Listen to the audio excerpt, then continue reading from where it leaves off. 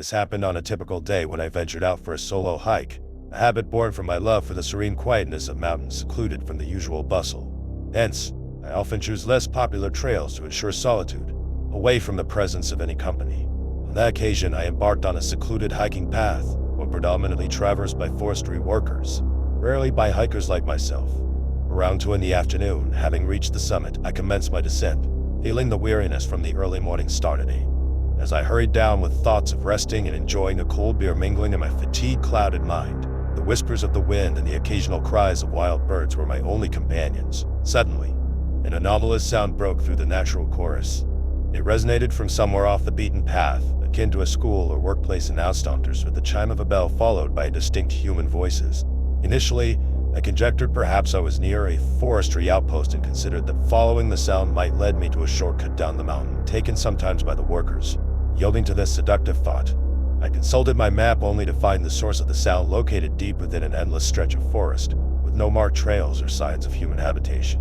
As I pondered, the sounds emerged again, this time resembling the lively din of a festival. It struck me as odd how could there be a festival deep in the mountains on a weekday. Yet, it's odd how could there a weekday? The cacophony of voices was unmistakable. Despite usually being composed, I found myself enticed by the sounds for the second time, harboring an irrational urge to leave the marked trail for the forest depths. My mind whimsically thought it might be quicker to reach the station by heading towards the noisy gathering, despite the baselessness of this notion. Pausing, I took a deep breath and focused intently on the sounds, only to realize that the boisterous noise was a monotonous, looping sound, or akin to a recording than the live atmosphere of a festival. Analyzing the situation, I considered the strong winds and my position along the ridge, which could amplify distant sounds. The rustling of trees and bushes in the wind could mimic human voices, and my eagerness to descend might have led me to misinterpret these sounds as a crowd. However, thinking of the possibility of misjudgment in a situation of being lost made me reconsider. I might have followed the sounds, believing they led to a populous area, potentially ending up in danger. Though skeptical of the supernatural, this experience left me with complex feelings.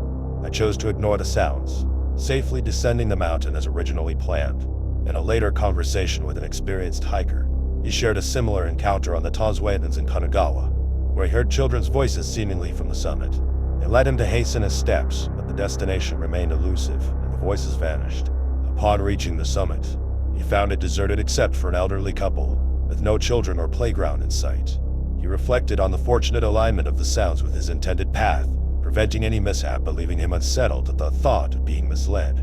He described this phenomenon as an acoustic myragaficaping sound stemming from real sources but distorted in direction or timing, suggesting an unknown natural anomaly rather than a sensory or psychological aberration, possibly a peculiar interference in human perception by the mountains. His account, despite my skepticism towards the supernatural, instilled a hint of fear, making me ponder the mysteries yet unraveled by science lying in the heart of nature. Years ago, during my college days, I joined a mountaineering club to stay in shape. I never expected to develop such a deep interest in climbing, which has become a precious memory in my recollections. After graduation, I abruptly halted my climbing activities, only to resume them 3 years ago upon retirement. That year, I encountered something incredible, a story that began with my senior mentor in the club, John Harrison. John was not only an elder I respected, but also the kindest person I had ever met. Though he had passed away many years ago, his stories still resonate through the mountains.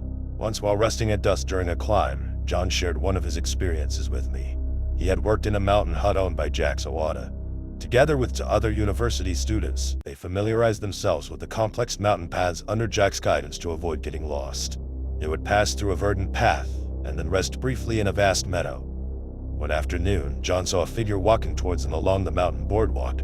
The figure was dressed inappropriately for the summer, and Jack solemnly warned them not to respond to the person or look back. That night, Jack recounted a tragic incident that occurred many years ago on that mountain. A climber disappeared and has not been found to this day. Since then, people have claimed to see that missing figure in the meadow. Decades later, hearing this story still sends shivers down my spine. Despite some apprehensions, John's love for the mountain never diminished. After retirement, I decided to revisit the mountain and the hut John often visited. I found it now managed by Eric Sawada, Jack's son. That night, we reminisced about the past and mentioned John's disappearance. Although Eric was skeptical about supernatural things, he recalled a peculiar incident from the previous year while searching for some students who had lost their way. They were eventually found safe in the nearby forest, It was during the winter of that year that I learned about Eric's own disappearance on the mountain. Learning this news filled me with shock and unease. I began to ponder deeply the possible connections between the disappearances over the years, wondering if Eric had now joined the mysterious shadows wandering through these stories. These incidents, albeit hard to believe, were as real as the mountains that sheltered them. People who often hike are familiar with the curious phenomenon: you pass someone on the trail, and after walking a bit further, you see the same person coming towards you again from the front. Many hikers have grown accustomed to such occurrences, but when it happens to you, it's quite unsettling, as I have experienced myself. As the sunlight bathed the surroundings in a golden glow, I found myself standing at my usual starting point for hikes on a beautiful morning. A single car was present, suggesting someone had arrived earlier than I had, sparking a sense of solidarity in my lone adventure. With the desire to be engulfed by the wilderness, I began my ascent with the pebbles on the path crunching under my boots. The path was not unknown to me. It was narrow and solitary, but deeply familiar.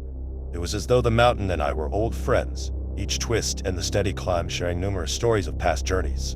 As I climbed, the mountain seemed to murmur back at me with the rustling of the leaves in the breeze, setting a background of tranquility mixed with life's vigor.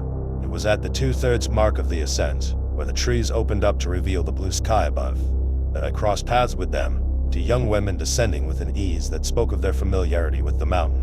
The first woman, with short hair cascading from beneath a green jacket, greeted me with a bright and friendly smile that reflected in her eyes.